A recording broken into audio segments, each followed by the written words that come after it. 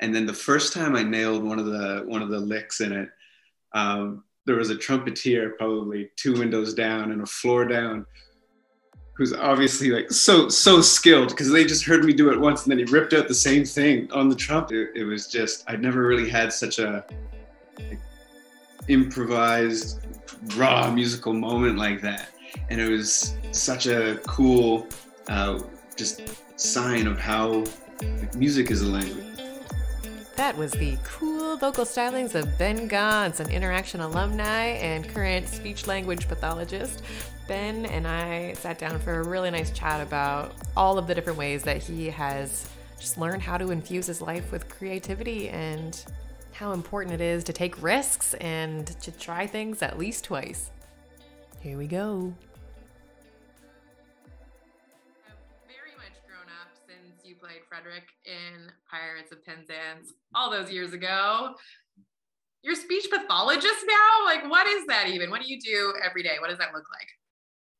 I actually work with adults. I think typically you hear about SLPs working with kids in schools, but I just kind of found a niche for myself in Ottawa, working at a rehabilitation clinic. And so folks come in who have been in car accidents, they've had strokes or concussions, and then they are having difficulty just getting their points across, expressing themselves, understanding others. And so we meet up. Right now it's all virtual just because of you know what.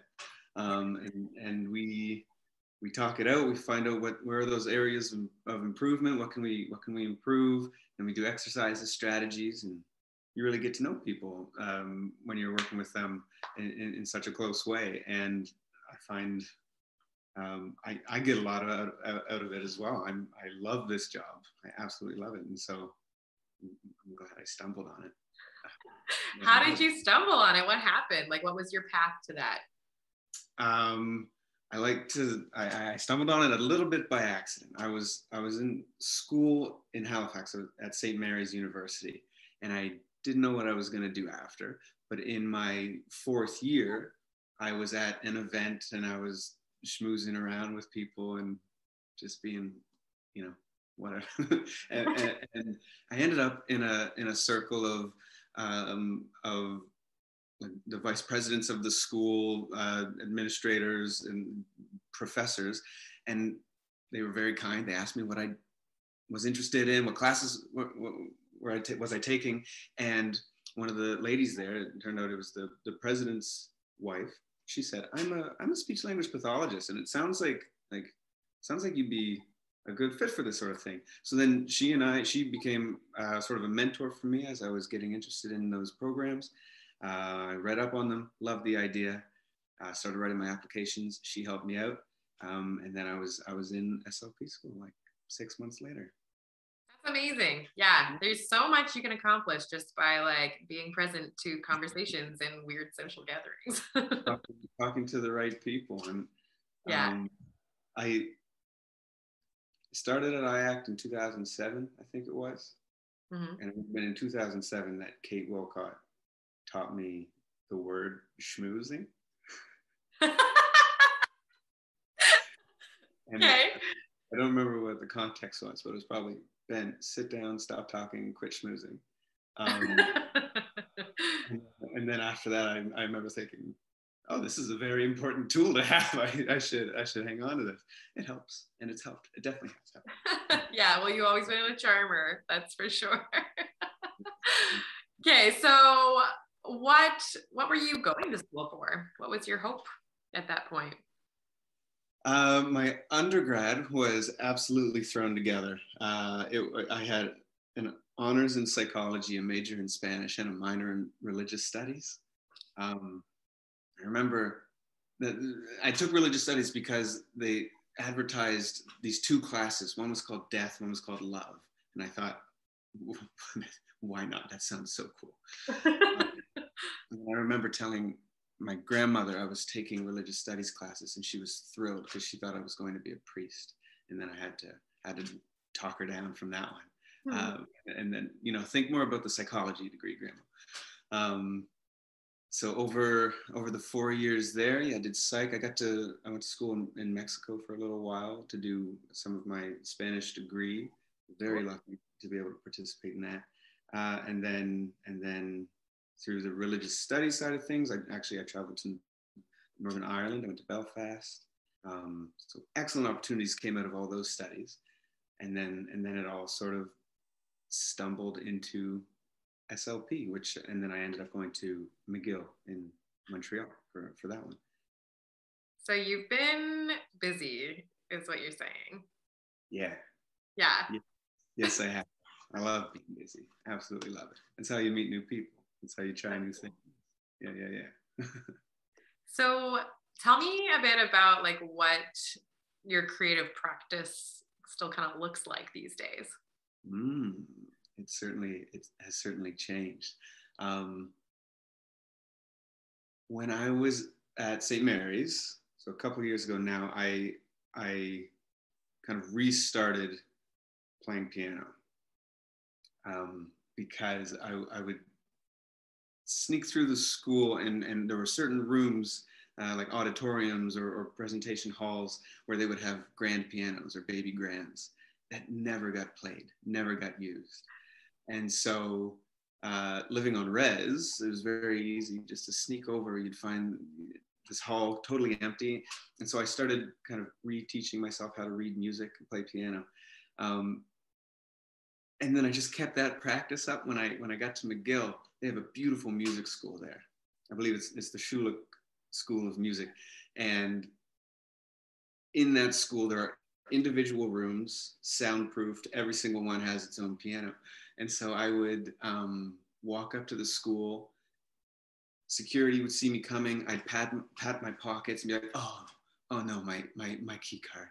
Oh no, my School of Music key card that I definitely have. I can't find it anywhere. And they'd say, go on in. I'd get one of the rooms, and I started teaching myself a little bit of like jazz piano at that time, watching a lot of videos, just playing along. And what was really cool there is because all those rooms, there was 3 floors of rooms. They all had windows on the same side. If you opened your window on a nice day and played a song, everyone else would play along with you. So I would play, I was learning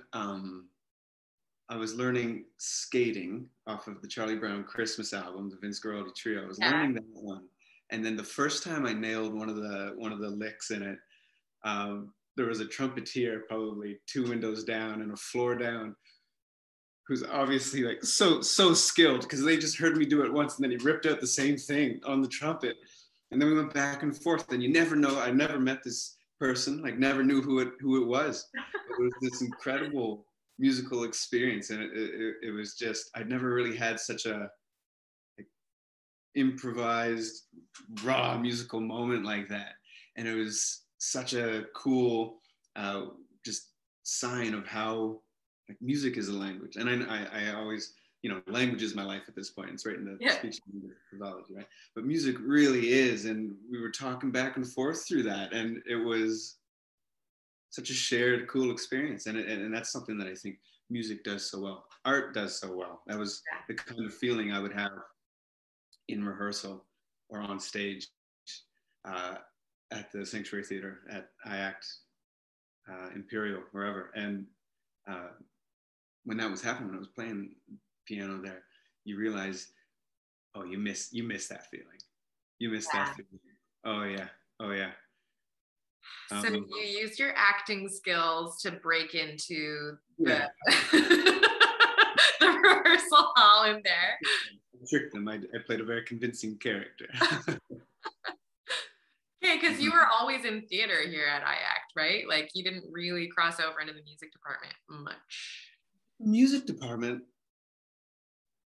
really showed up when you did, right? And with Chuck as well. Before that, it was improv, musical theater, APCO, and then a smattering of other acting classes. Mm-hmm. Well, yeah. Before that, it was the theater school. Exactly. Yeah, I know. Well, Chuck came along, and then he found me, and so and now here we are. I remember being along for the ride though, as an employee, teaching classes. I think I was just doing two days a week during the school year, and then the summer camps. But I remember being along for the ride as everything grew. Mm-hmm. we were in that building uphill from Greenlee Shoes. Yeah. Then we got to move over to Germain Street Baptist Church, now Sanctuary Theater.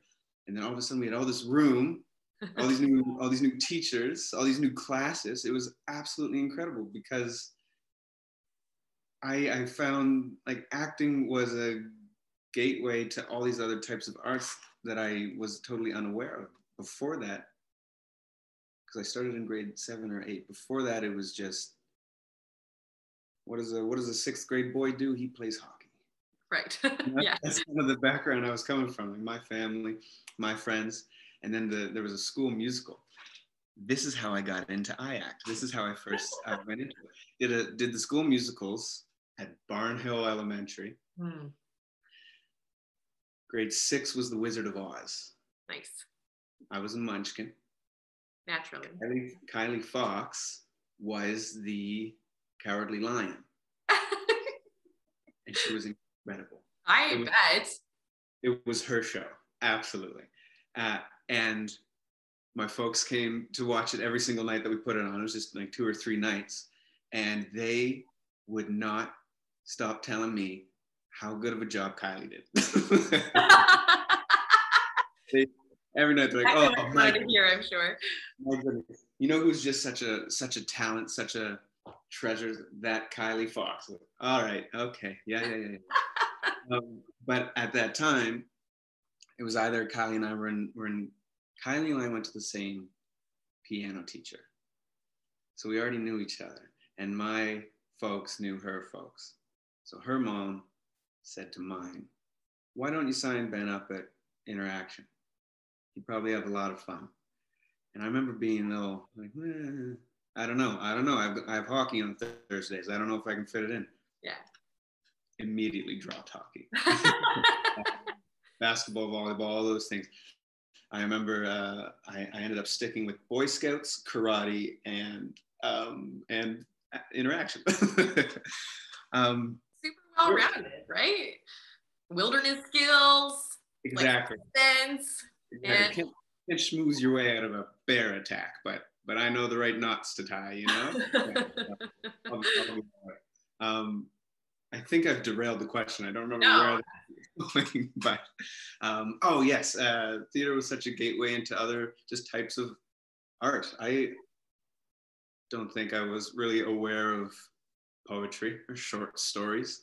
If I was reading, it was high fantasy, sci-fi, Harry Potter, and then all of a sudden it's like, wait, there's books about not magic.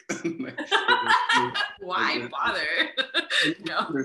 There's poetry, like fictional, fantastical stuff there too. So then it was just a slow introduction to all these other types of art, and then there was such a variety of instruments at the theater school then too, so that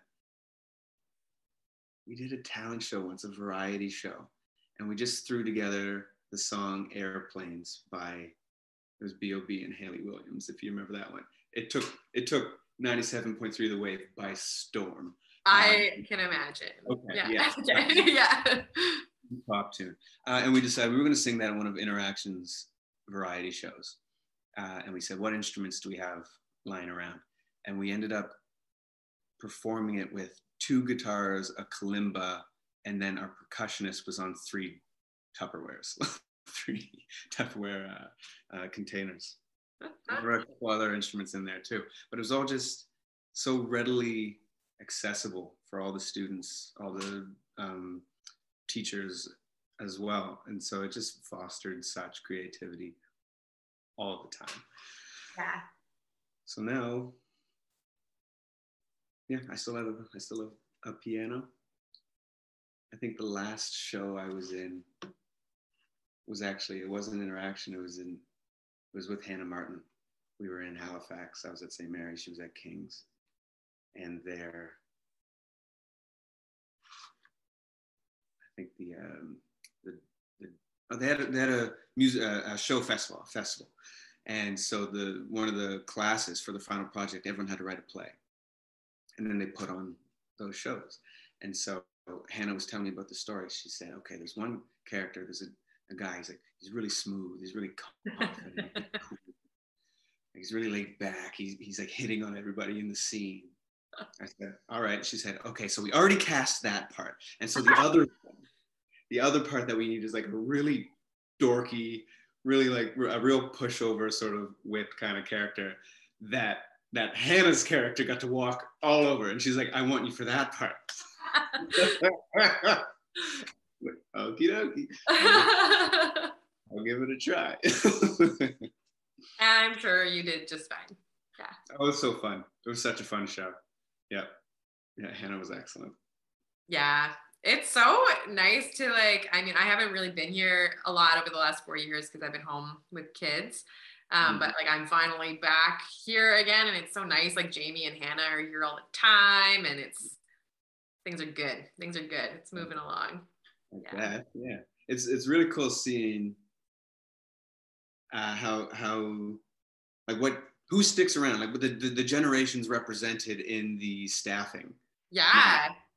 Hannah's in there. I remember, I don't think, Jamie's just like a year or two younger than myself and Hannah, my cohort. Yeah.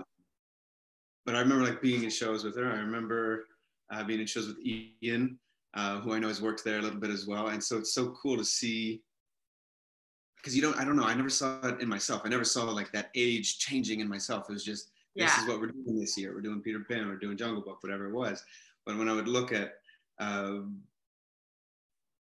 actually Ben Peterson and Marley Cadell, they were at IACT far before I was, but they're still two very close friends. And so I got to see, like, as they were getting older, I saw it more in that one. So looking at it now, I see like, wow, we really did some growing up there. But it's so cool that everyone, like, there's so many people still involved in that community, in the school. Yeah. Love it. And it just keeps growing, like this. Right now, we're kind of like starting to talk about like what an APCO version for the music department looks like, so that we can like have both of these like equal playing fields of kids that just get the opportunity to really dive in and like own their craft and have lots of opportunity to practice and collaborate and play. And the possibilities are endless. It's like, I'm just so excited. Absolutely. And I think everyone should be excited. I'm excited just hearing about it. And I'm very proud of having been a part of that. Hearing about these things and the growth, the impact it has. Absolutely. Yeah. So like you mentioned being here for like the move from Bentley Street, probably were you at Gothic Arches too? Or was it before Bentley Street? It was Gothic Arches, Bentley Street. Yeah. Germain Street. Okay. Yeah. So like, but you were there for like the transformation into a performing arts school from a theater school. So like, aside from the accessibility to all of the like instruments and stuff, like what did that like signify to you? Like just as a young person, like as part of this like artistic community? It showed me that there really was a space for the arts, for acting in St. John. And I'm sure I would have known that if I had been involved sooner or in other ways, but it was just around that time that I was getting involved and that we moved, that I was starting to be aware of like, what's the climate for this sort of stuff in town? And then that coincided with us moving to Germain Street. And I thought, people want to be involved in this stuff. People want to come and watch. That, like, the audience wants to be there. Parents want to drive you to this stuff. The people you meet there want to hang out after and talk about it. So there's so much space for that. And that's what the move taught me. I also learned we were there on one of the first days of the move where we were removing the old pews. Yeah. And I remember my dad was there helping out, and a bunch of other dads and moms and brothers and sisters. And my dad stepped out for a second, and Mike Wilcott handed me a grinder. Oh yeah. Yeah, spinning. Because when you took out the pews, there were these huge like metal poles left, and so he said, we have to grind those down. So I learned how to use a grinder at the new place. When you set it to the pole, sparks will fly anywhere. And I don't know if Mike waited until my dad left the room, but when my dad came back in the room, I had about 5 minutes with power tools, and then I was back on moving pew duty or whatever. Yeah. Must have been like a real highlight for you, though. You know. Oh, absolutely it was. Absolutely. And it was just a cool, you learn more than instruments in theater. And Yeah, I mean, Jamie and I have been finding that over the last few weeks. We've been doing some painting and maintenance around here, and so like I am like feeling a little more like we come in and we like put on our like whatever coveralls, and we're we're like maintenance mode now, Yeah. It feels like what's it called on a set? You have there's the actors, and then there's the crew. You feel like you're part of the crew on all this stuff. It's incredible. Yeah. Is the grand piano still there? Oh yeah. Okay. So the lid. Yes. Cover. Yes. Is held together by toothpicks and crazy glue. One summer when I was doing classes there, we lifted up the lid and the whole thing just fell off the piano, skidded right off. And, if there are scratch marks, that's what that's from. But then in order to fix it, we filled all the holes with broken toothpicks and then filled in the remaining space with glue so that it had something for like a screw to go into. So that's what's holding that together. Like still, do you think? Oh, definitely. Oh my gosh. Yeah. That's good to know. Like I haven't opened that thing ever, I don't think. So I'll just keep it that way. Any more secrets you want to let me in on? Or? Probably. Oh, no doubt in my mind. When they come to mind, I'll let you know, because I figure there's a statute of limitations on those sorts of things. You can't really get in trouble after. You can't get in trouble too much. 8 years later. Yeah. Hey, tell me, what was your favorite character to play? If you can pick one. Okay, so yes, this is exactly why I wrote down when the characters that we played. They were all so different. I had so much fun. The first show I was in was Peter Pan. And I was very lucky. I was cast as Peter Pan. Half of the nights, the other half was Garrett Dixon. Very good. And so that one, when I think back of it, it's less so characterized by what traits did Peter Pan have? Because I really was just playing myself. I was playing a small young boy. Yeah, who didn't want to grow up. Who was having fun flying around with his friends. That was what I was trying to embody there. But that one was characterized by, oh my goodness, there's so many eyes on me. There's so many things to try. I think it went well. I remember it going well. And so it's a very fond memory, that one. And I remember that just being like a stepping stone into just giving more to all of the subsequent characters. And so whatever the show after Peter Pan was, that's the one that's not coming to mind right now. Then we did Jungle Book, and I was Mowgli in that one. I was thinking about this one the other day. I dyed my hair for that. Tried to dye it brown, and it just turned like a slightly less blonde shade of blonde. But in my mind, I was like, I am a method actor. I am this character. Is there something with that character? Because the last person who played that was Grace, and she like gave herself like an intentionally like bad haircut. Oh, what a good idea! Yeah, that's so fun. There's something about that character. It's so meaty. You can really sink your acting claws right in. You feel like you really were like raised by wolves. Raised by wolves. Yeah. Hannah Martin was Bagheera. Victor Shemansky was Baloo. Garrett Dixon was Shere Khan. It was an amazing cast. Everyone was so good. Chloe Tibbett, Blake Allen, Ray Cadell were the monkeys. It was, I think that was the APCO show. And it just felt like at every turn, every scene, you were just met by talent. And you were met by just people who were so relaxed and happy to be there that you could not do a bad job. you were just running into these improvisations and these little changes and such support in trying new things that you thought we could do any version of this scene and it would be so good. It would go off so well.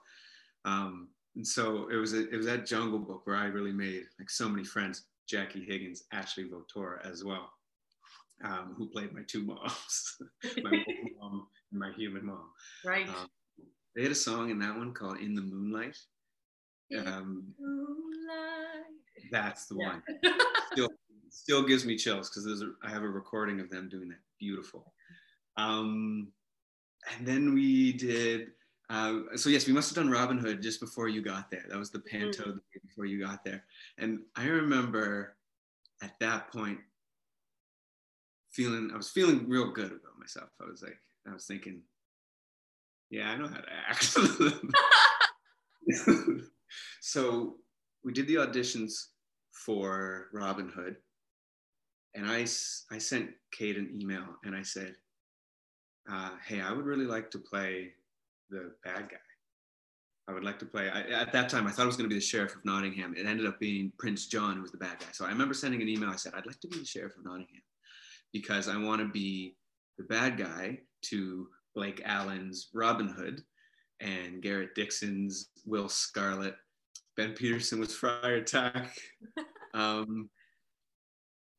It's amazing that you still remember all of this. Like, I want to remember the rest. I want to do everyone credit. I want to do everyone credit by remembering exactly who played who. Hannah was Maid Marian. Naturally. Yeah. My love interest was Maid Marian's like nurse, played by Matt Christie. And it was so good. It was such. The Sheriff of Nottingham had a love interest?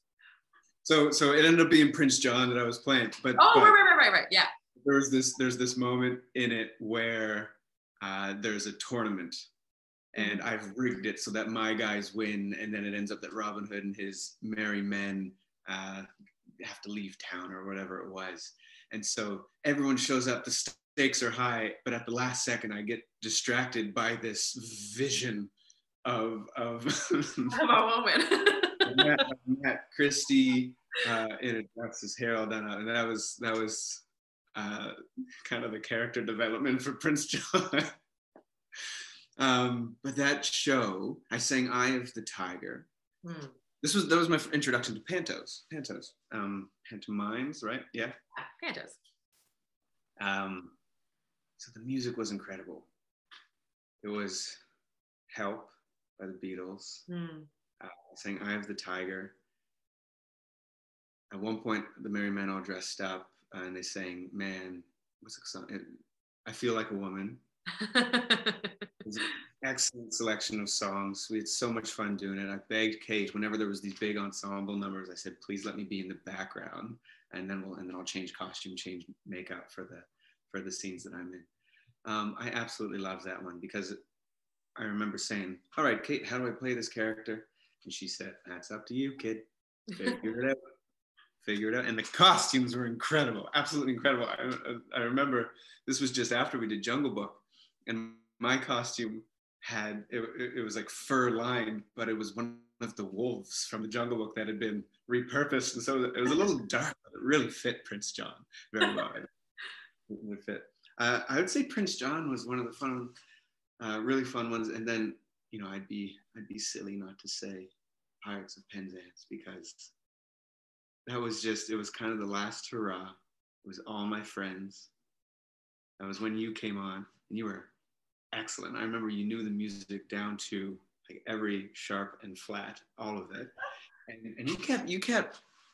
Oh, you were talking about this with Ben O'Neill. I remember. Yeah, you kept giving us like extra stuff because we had a version of the script. Yeah, it was in your script or something. Yeah.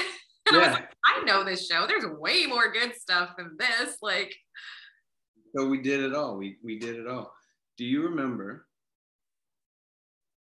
either in the last show or second last show? I forgot a line in one of the songs. Do you remember this? And you turned it around and it still rhymed and it still meant the same thing. And I was like, that was so good. It was the first and only time I've ever freestyled. And I won't do it again because right now my track record is 100%. Yeah, it was really good. Sang the wrong line and then pulled a rhyme out of nowhere. And that's anytime I talk to Garrett Dixon, he says, "Do you remember that?" I say, "Garrett, I think about it every night before I go to bed." Of course I remember that, Garrett. It was the coolest thing I've ever done. It was so cool. Like, I was like, whoa, this kid is like really listening. Like, he really knows what he's saying right now. Like,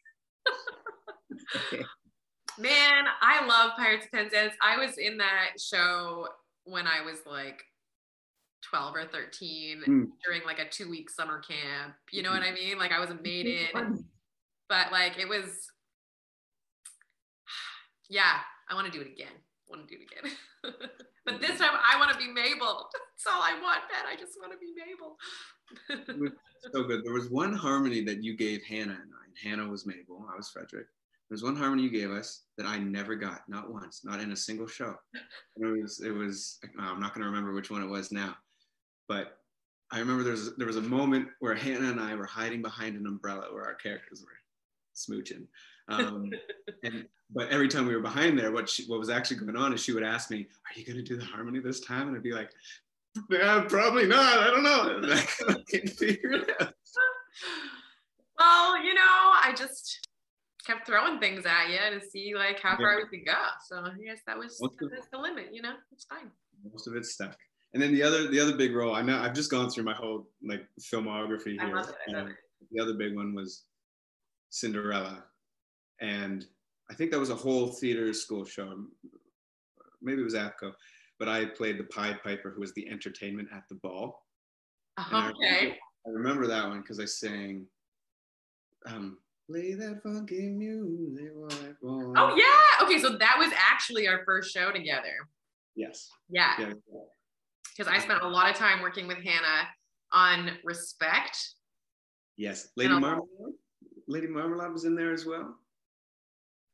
Who sang that? I can't remember. I thought that one was Hannah, but was she Respect? She was saying Respect. Yeah.